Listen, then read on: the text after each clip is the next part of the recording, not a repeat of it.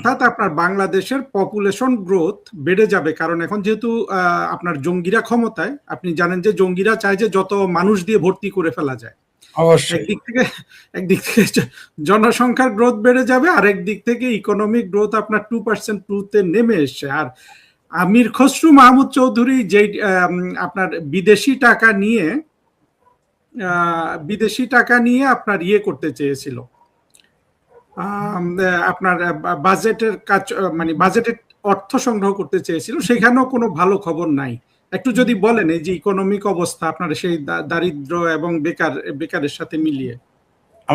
আমাদের দেশে আসলে, যদিও এখন আমরা প্রসঙ্গটা আপনি কিছুক্ষণ ছিলেন না বলে আমি ওই প্রসঙ্গটা এনেছি, যাই হোক এটা আসলে একটা গুরুত্বপূর্ণ বিষয়, যেহেতু আপনিও অনুমতি দিলেন, ভালো লাগলো।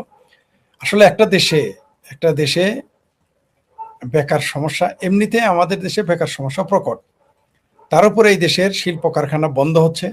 আজকেও খবর এসেছে, আজকে পত্রিকাগুলো চোখ বুলিয়ে দেখেন, আজকে আমি খুব ব্যস্ত ছিলাম, যার জন্য অনলাইনে চালুই করেছি আধা ঘন্টা 40 মিনিট আগে ওপেন করেছি। তো তারপরে যতটুকু দেখলাম, আমাদের দেশের বেকার সমস্যা আগেও প্রকট ছিল, এখনো যে অবস্থা দেখেন, কারখানা বন্ধ হচ্ছে, আরো কারখানা বন্ধ হবে, রপ্তানি বন্ধ হয়ে যাচ্ছে, আর আমদানি যে করবেন সেই টাকাও নাই। আমাদের যে অর্থনৈতিক অবস্থা, যে যাই বলুক, সরকার যেই থাকুক, অর্থনীতি যদি ঠিক না থাকে, সে যে কোনো সরকার, জনপ্রিয় সরকার থাকুক আর মুসলেকা সরকার থাকুক, সে সরকার টিকতে পারবে না। সেই দেশের অর্থনৈতিক মান, পাসপোর্টের মান, রাষ্ট্রীয় মর্যাদা সবকিছু ধ্বংসের মুখে যাবে এবং যাচ্ছে। আপনি দেখেন যে আমাদের, তারা কি বলেছে, এদের লজ্জাও নাই, সবকিছুতেই তারা দেখবে যে আওয়ামী লীগের ভূত দেখবে। পশ্চিমারা যেমন একটা সময় আগে কমিউনিজমের ভূত দেখতো, এখন বাংলাদেশের যারা এখন এই মুহূর্তে ক্ষমতা দখল করেছে, তারা যে কোনো কাজ আওয়ামী লীগের ভূত দেখে। তারা নিজেরা তো কোনো কিছু করবেই না, বরং আওয়ামী লীগ সরকার, জননেত্রী শেখ হাসিনার সরকার, তার জোট সরকার যেগুলো রেখে গিয়েছিল, সেগুলো যদি ঠিক মতো রাখতে পারতো, তাহলেও দেশটা কোনো রকম চলত। তার উপর সেগুলো তো বন্ধ হচ্ছেই, নতুন কিছু তো হচ্ছেই না, আর উপর্যুপরি কারখানা বন্ধ হয়ে যাচ্ছে। তাদের সমর্থিত যারা, তারাই তাদের কারখানা বন্ধ করে দিচ্ছে। একটা দেশ এইভাবে কতদিন চলতে পারে? আপনি সব সময় আওয়ামী লীগের দোষ দিয়ে, ভারতের দোষ দিয়ে কতক্ষণ চলবে? বাংলাদেশে এই যে কালকে দেখলাম একজন লোক বাজারে গিয়েছে 800 টাকা নিয়ে, সে কিভাবে কথাগুলো বলল যে এই দেশে কি, মানে কি হচ্ছেটা কি এই দেশে। আরেকজনকে দেখলাম যে সে বলল যে শেখ হাসিনার, তার ভাষায় শেখ হাসিনার তাড়ানোর পর ভালো ভালো খাইতে চাইছে, এখন তারা বুঝতেছে কেমন লাগে। এগুলো দর্শকরাই বলতেছে, যারা বাজারে গিয়েছে, হাট বাজারে গিয়েছে, তাদের ভিডিওগুলোই আমরা দেখলাম।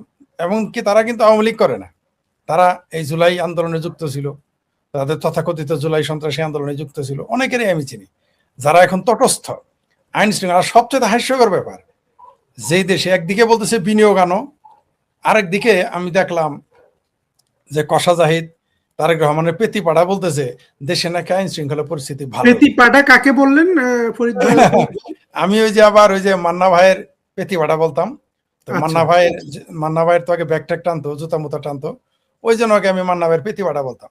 কিন্তু দেখেন উনি কিন্তু সাকসেসফুল হয়ে গেছে, আপনার পেতিপাড়া। মান্না ভাইয়ের জুতা, মান্না সাহেব কিন্তু রাস্তায় রাস্তায় ঘোরাঘুরি করছে। মান্না ভাইকে কেন দেয় নাই জানেন? মান্না ভাইয়ের সমালোচনা থাকতে পারে, সেটা আলাদা কথা, কিন্তু মান্না ভাইয়ের দিলে তো যোগ্য মানুষ, তার উপরে তো খবরদারি করা যাবে না। তারা দেখলে, মানে যদি অন্তত মান্না ভাইয়েরও উপদেষ্টা বানাইতো, তাও এই উপদেষ্টা পরিষদ নিয়ে মানুষ একটু, মানে একটা সম্মান থাকতো, কনফিডেন্স পেত। হ্যাঁ, মিনিমাম একটা। দেখেন মান্না ভাই সাবেক ছাত্র নেতা, কিংবদন্তি ছাত্র নেতা, তাকে যদি মিনিমাম দিত, কিন্তু ওই যে যোগ্য লোকদের তো ভয় পায় অযোগ্যরা, কারণ কিন্তু দেশের ভালোর জন্য যোগ্য লোকদের আনা দরকার ছিল, সেটা যে দলেরই হোক। একটা দেশকে আপনি রক্ষা করবেন, তার জন্য তো এই অবস্থা। সেই দিল্লির এয়ারপোর্ট থেকে তাকে ঘেঁটি ধরে গাঁজাখোর বলে বের করে, সে বলেছে আইন শৃঙ্খলার অবস্থা ভালো। আবার এই সরকারেরই এক মন্ত্রী বললেন যে আইন শৃঙ্খলা ভালো না হলে বিনিয়োগ আসে না। এই কথাটা তো আমরা বলেছিলাম। ওইটা একটু বলেন, যে স্বরাষ্ট্রমন্ত্রী নিজে বলেছে যার হাতে আইন শৃঙ্খলা রক্ষার দায়িত্ব। মানে ধন্যবাদ মনে করে, মানে কিরকম হাস্যকর কথা। বাড়ির মন্ডলে কইতেছে, কই বাড়ির মন্ডল গেরা কয় আমি কয়েক গ্লাস পানি দেন, কয় বাড়ির ভিতরে যাইতে দেয় না। মানে খোদ স্বরাষ্ট্রমন্ত্রী বলে আইন শৃঙ্খলা ভালো হলে বিনিয়োগ আসে।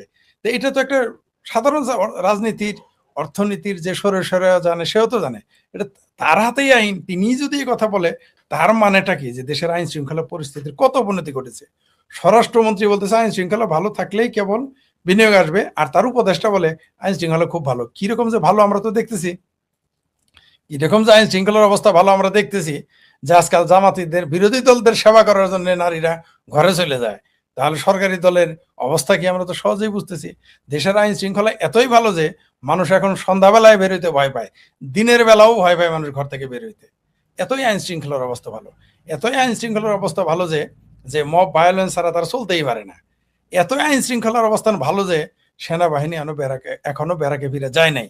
এতই আইন শৃঙ্খলার অবস্থা ভালো যে যে এখনো তারা বলতে সাহস পায় না যে ওয়াকার সাহেব এখন বাবা ব্যারাকে ফিরে যাও, কারণ তারা জানে যে দেশের পরিস্থিতি কি। আইন শৃঙ্খলার অবস্থান এতই ভালো যে নিরীহ মানুষ জেলে উঠবে, আর যারা জঙ্গি, সন্ত্রাসী, চিহ্নিত সন্ত্রাসী, দণ্ডপ্রাপ্ত আসামি তারা মুক্তি পাবে। এটাই হচ্ছে আইন শৃঙ্খলা বাহিনীর। আইন শৃঙ্খলার এতই ভালো অবস্থা যে প্রতি মাসে 40 থেকে 50টি করে লাশ পানিতে ভাসবে। এতই আইন শৃঙ্খলা অবস্থা ভালো, এতই আইন শৃঙ্খলার অবস্থা ভালো যে গাজীপুরে বলে যে তারেক রহমান আসলো চাঁদা দিতে হবে। এই হলো দেশের আইন শৃঙ্খলার অবস্থা। তো আপনি যেটা বললেন যে এই দেশের শিল্প কারখানা যেভাবে বন্ধ হচ্ছে, আর বিদেশি বিনিয়োগ তো আসতেই আছে না, এমনকি বাংলাদেশ সরকার ঋণও নিচ্ছে না, পাচ্ছে না। তার জন্য প্রতিদিন 700 করোড়, 700 কোটি টাকা ঋণ নিয়ে সরকার চলতেছে। আশা করতেছি ডিসেম্বরের আসে এটা 1400 হয়ে যাবে, এত কোনো সন্দেহ নেই। এই হলো দেশের অর্থনৈতিক অবস্থা। একটা দেশ কতটুকু দেউলিয়া হয়ে গেলে প্রতিদিন সরকারকে লোন নিয়ে এখন চলতে হচ্ছে, তারপরও বলবে যে ভালো আছি। দেখি কতদিন ভালো থাকে, কিভাবে ভালো থাকে। ফরিদ ভাই, আমাদের বন্ধুরা আপনার কাছে হয়তো জানতে চাইবে, এখন অনেকে বলছে যে চুপ্পু যাওয়ার পর এখন ওয়াকারকে তারা বিদায় করে দিবে। আপনার কাছে কি কোনো খবর আছে এই ব্যাপারে, কোনো আভাস বা কিছু? আমি মনে করি এটা হওয়ার সমূহ সম্ভাবনা রয়েছে, হবে কিনা জানি না, কিন্তু সমূহ সম্ভাবনা রয়েছে। চুপ্পু যাওয়ার পরে তাকে সরাবে, তারপরে বলবে যে কি মানে ফ্যাসিস্টের দোষর সব বিদায় করে দিয়েছে। কিন্তু আমাদের দুর্ভাগ্য যে হয়তো তখন ওই ওই খুনি ওয়াকার, এই মব ভায়োলেন্সের জনক ওয়াকার, জুলাই সন্ত্রাসের জনক ওয়াকার, তার পক্ষেও হয়তো আমাদের কিছু বন্ধু বান্ধব, আমাদের কিছু শুভাকাঙ্ক্ষী মুক্তিযুদ্ধের পক্ষের লোক তার পক্ষে কোরাজ গাওয়া শুরু করবে। এটাও ঘটতে পারে। সমস্যা এই জায়গায়, সমস্যা কিন্তু দুই জায়গায়। ফরিদ ভাই, আপনার ভাবির ছেলেরা কোথায় মার খেয়েছে, কিছু খবর পেয়েছেন? এখানে আমাদের বন্ধু মোহাম্মদ হ্যাঁ, হাসান বলছে। হ্যাঁ, দুষ্ট লোকেরা বলতেছে আমার ভাবির পোলারা, আমার ভাবির ছেলে বলে রাগ করে, তাই ভাবির পোলা বলি। একবার ভাবির ছেলে বলেছিলাম বলে ভাবির পোলারা রাগ করে লিখছে যে কোথাকার কোন সাদা চুলওয়ালা জুলাই আন্দোলনের কর্মীদের নাকি ভাবির ছেলে বলে, তো ওই জন্য এখন ভাবির পোলা বলি। তো শুনলাম যে কোথাও নাকি তারা দৌড়ানি খেয়েছে, নিউজ ফিডে 2-1টা আসলো, এবং তারা নাকি কান্নাকাটিও করতেছে। সত্য যদি হয়ে থাকে আমি ওখানে লিখে দিছি যে খবরটা সঠিক হলে 5 কেজি বাতাসা পাঠাই দিব সেই অঞ্চলের মানুষের জন্য। এবং এরা এরা আক্রান্ত তো হবেই। এরা সেনাবাহিনী চলে গেলে, সেনাবাহিনী ব্যারাকে ফিরে গেলে এরা জনগণ দ্বারা আক্রান্ত হবে। কারণ জনগণের উপরে তারা যে সন্ত্রাস করেছে, অর্থনৈতিকভাবে যেভাবে বিচ্ছিন্ন করে ফেলেছে সাধারণ মানুষকে, ব্যবসা বাণিজ্যে আঘাত করেছে, আইন শৃঙ্খলার অবনতি ঘটেছে, এদের উপরে সাধারণ জনগণ, বিএনপির লোকজন শুনলাম যে তাদের লাথি উষ্টা দিয়েছে, কিন্তু আমার তো ধারণা যে জনগণ তাদেরকে পেটে পাড়া দিয়ে গুবারি করে মান্ডা খালে ফালাই দিবে, এটা আমার ধারণা। জি। আপনি যাদের ভাবির পোলা বলেন, এদেরকে আমি বলি যে এরা সবাই আত্মঘাতী জঙ্গি, কিন্তু আসলে কেউ কেউ শার্ট প্যান্ট পরে ফেলেছে, তো আবার 2-1জন দাড়ি একটু ছেঁচেছে আবার রেখেছে, ফলে ওরা এখন অনেক টাকা পয়সার মালিক হয়ে যাওয়ার পর থেকে ওদেরকে আসলে মানুষ বুঝতে পারছে না। না, মানুষ বুঝতে পেরেছে শুধু ওয়াকারকে। মানুষ এখন, আমার আগে সন্দেহ ছিল মানুষ বুঝে নাই, শুধু ওয়াকারকে ব্যারাকে ফিরে যাইতে দেন, দেখতে পারবেন এদের বুঝেছে কিনা, দেখতে পারবেন। ওয়াকার নিজেই তো আত্মঘাতী জঙ্গি। ওয়াকার যদি সেনাবাহিনী প্রধান না হতো, আপনার আমরা একটা ওই যে মেজর জিয়া একজন আছে না খুব বিখ্যাত, আপনার ওয়াকার যদি ওই যে বঙ্গবন্ধুর যে ফ্যামিলি বলে ওইখানে বিয়ে না করতো এবং তার যদি এই ক্যারিয়ারের উপরে ওঠার সুযোগ না থাকতো, আমি এবং আর্মিতে না ঢুকলেও সে জঙ্গি হয়ে যেত, আর আর্মিতে ঢুকার পরেও সে জঙ্গি হতো। কিন্তু তার যেহেতু একটা ইয়ে ছিল যে আওয়ামী লীগের লোকজনের সাথে খাতির আছে, সুতরাং তার সেনা প্রধান হওয়ার সুযোগ আছে। কিন্তু শেষ বয়সে এসে দেখেন বেইমানিটা করলো কিন্তু শেখ হাসিনার সাথে। এবং শেখ হাসিনার সাথে বেইমানি করার পর থেকে কিন্তু ওয়াকারকে কেউ চাকরের বেশি একটুখানি ভালো চোখে কেউ দেখে নাই কিন্তু, এবং সে ট্রিটমেন্টও তাকে দেয় নাই। সবাই এই জঙ্গিগুলা থেকে শুরু করে বেগম খালেদা জিয়া, তারেক রহমানের সরকার, এখন কিন্তু সে একটা মোটামুটি আপনার চাকর হয়ে আছে। এই চাকর কখন যাবে না যাবে সেটা আপনি ঠিক বলেছেন, যে আমরা হয়তো বুঝতে মানে এটা যেতে পারে, নাও যেতে পারে, কিন্তু ওয়াকারের বাকি জীবনটা কিন্তু অত্যন্ত লানতের মধ্যে কাটবে। নিঃসন্দেহে আপনি দেখেন ওই যে এর আগে যারা মইনুর এখন কোথায়, কিন্তু মইনুর তো ওয়াকারের মতো অপরাধ করে নাই ভাই। তারপরও মানুষ তাদের ভুলে গিয়েছে, তারপরও মানুষ তাদেরকে, তারা দেশে আসতে সাহস পায় না, প্রকাশ্যে করতে। মইনুর তারাই যদি না পারে, তাহলে এত আকাম কুকাম সন্ত্রাস মব ভায়োলেন্স এই দেশের মুক্তিযুদ্ধের স্মারক ভেঙেছে, বঙ্গবন্ধুর বাড়ি ভাঙিয়েছে, এই দেশের ভাষা আপনার যত মুক্তিযুদ্ধের যত স্মৃতিচিহ্ন সব ধ্বংস করেছে সে। বাংলাদেশের জনগণ তাকে সার্ভে, দেশের অর্থনীতি ধ্বংস করেছে, হাজার হাজার লোক মেরে ফেলেছে। তো এক্ষেত্রে জনগণ সার্ভে, আপনি ঠিকই বলেছেন, হবিগঞ্জে মার খাইতেছে, এটা ঠিক।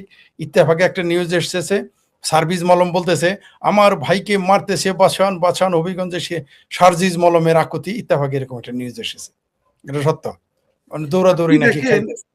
এই জঙ্গিগুলা ফরিদ ভাই, এই যে ওরা যে গোপালগঞ্জে গেল গত বছর, এবং সেখানে আপনার ওয়াকার যে খুন করলো, এই খুনটা কিন্তু ওয়াকার আর জঙ্গিগুলো একসাথে করেছে, এইটাই কিন্তু আমরা দেখব ভবিষ্যতে।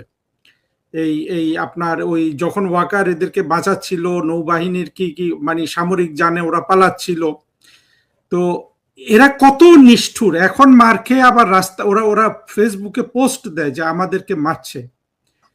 একটা জিনিস কি, এদের কিন্তু আপনার মানে ওরা আসলে এই ধরনের অপরাধ রাষ্ট্রের সাথে করে গেলে কিভাবে আপনার সময় মতো পালাতে হয় সেই সেন্সটাও কিন্তু ওদের নষ্ট হয়ে গেছে, আপনার সময় মতো টাকা পয়সা আপনার হাতে চলে আসাতে। আচ্ছা, একজন লিখছিলেন যে আমির খসরু মাহমুদ চৌধুরীর ডিগ্রি টিগ্রি কি আছে, আমরা তো জানতাম যে কিছু আছে, কিছুদিন আগে আবার পেপারে বের হয়েছে উনি নাকি শুধুই বিএ পাস। তবে উনি একজন বড় ব্যবসায়ী, ব্যবসা বাণিজ্যের ওইখানে ওনার অভিজ্ঞতা আছে, কিন্তু মন্ত্রী হিসাবে তো এখন পর্যন্ত উনি কোনো সাফল্য দেখিয়েছেন এটা আমার মনে হয় নাই। ফরিদ ভাই কি বলবেন? এখন ব্যবসায়ী হিসেবে ব্যক্তি জীবনে হয়তো সে সফল, কারণ সরকারি দলে ছিল, ক্ষমতায় ছিল, মন্ত্রী ছিল, বড় বড় দলের, সেই হিসেবে হয়তো সুবিধা। ব্যবসায়ী, বাংলাদেশের ব্যবসায়ীদের আমি গবেষণা করে দেখেছি, সবগুলোই রাষ্ট্রীয় সহযোগিতা ছাড়া, এমনকি শিল্পপতিরাও হাতে গোনা 2-4 জন ছাড়া সবগুলোই রাষ্ট্রের এবং জনগণের টাকা লুটপাট করে আর বাইপাস অতিরিক্ত সুযোগ সুবিধা পেয়ে ধনী। সুতরাং তার সনদ কি আছে জানি না, কিন্তু যেহেতু আলোচনা একটা গুজব উঠেছে, গুজবের গজব, তো যা কিছু রটে তা কিছু না কিছু তো বটে। তো তিনি ব্যবসায়ী হিসেবে যেটুকু সফলতা পেয়েছেন, রাষ্ট্রীয় সুযোগ সুবিধা, রাষ্ট্রের ছত্রছায়া, এর শুধু উনি না, বললামই তো, হাতে গোনা কয়েকজন ছাড়া বাংলাদেশের সকল ব্যবসায়ী রাষ্ট্রের সম্পদ চুরি করেছে, মানুষকে ঠকিয়েছে, রাষ্ট্রকে ঠকিয়েছে, ব্যাংককে ঠকিয়েছে, শ্রমিককে ঠকিয়েছে, শোষণ করছে, সেইভাবে ধনিয়েছে। সুতরাং ওই আমির খসরু মাহমুদ চৌধুরী রাষ্ট্রীয় জীবনে তিনি কি করেছেন সেটাও আমরা দেখেছি, কিন্তু ব্যবসায়িক জীবনে তিনি সফলতা যেটুকু পেয়েছেন তার ব্যক্তিগত যোগ্যতায় বলে আমি মনে করি না। আমির খসরু মাহমুদকে আমি একটু হতভাগ্য মানুষ মনে করি। দেখেন, উনি প্রথমবার 2001-এ যখন ওনাকে মন্ত্রী বানানো হয়, বাণিজ্য মন্ত্রী, উনি কিন্তু বেশি দিন মন্ত্রিত্বটা করতে পারলেন না, কিন্তু বিএনপির কিছু কিছু মন্ত্রী তখনও আমি যাদেরকে সামনাসামনি দেখেছি তার মধ্যে আমির খসরু একজন। আমার কাছে মনে হয়েছে যে উনি একেবারে মানে নিপাট ভদ্রলোক, আপনার অত্যন্ত সুব্যবহার করেন মানুষের সাথে। কিন্তু উনি ওই যে তাইওয়ানকে তাদের অফিস খুলতে দিয়ে, বাণিজ্য অফিস নামে, যেটা আসলে পৃথিবীর অনেক দেশে আছে, সেটা খুলতে দিয়ে উনি চাকরি হারালেন। আবার এখন আসলেন উনি এমন একটা অর্থনীতির জোড়া লাগাতে যেটার আসলে কোনো সম্ভাবনাই নেই। অর্থাৎ বিএনপির যতগুলো মন্ত্রী আছে, 1 বছর পরে সবচেয়ে ব্যর্থ মন্ত্রী হিসাবে যে আমির খসরু মাহমুদ আপনার পিকচারে আসবেন, এতেই মোটামুটি আমি নিশ্চিতভাবে বলতে পারি। কারণ হচ্ছে লোকটা আসলে হতভাগ্য, মানে ব্যবসা বাণিজ্য হয়তো ভালো, কিন্তু আপনার অন্য দিক থেকে উনি একটা দুর্ভাগা মানুষ। আচ্ছা ফরিদ ভাই, আরেকটা জিনিস আপনার থেকে আমি জানতে চাই, যেটা হলো আপনি দেখেছেন যে ভারতে যে ককরোচ আন্দোলনটা হলো, এটা নিয়ে আমাদের অনেক আলোচনা হয়েছে, কিন্তু জিনিসটা আন্দোলনটা মনে হলো যে বাংলাদেশ থেকে পরিচালিত হচ্ছে। যেইভাবে ওই যে আসিফ না কি যেন একটা ব্র্যাক বিশ্ববিদ্যালয়ের একটা শিক্ষক, যে আপনার ওই যে শরীফার গল্প নিয়ে মানে কিয়ামত করে ফেলেছিল,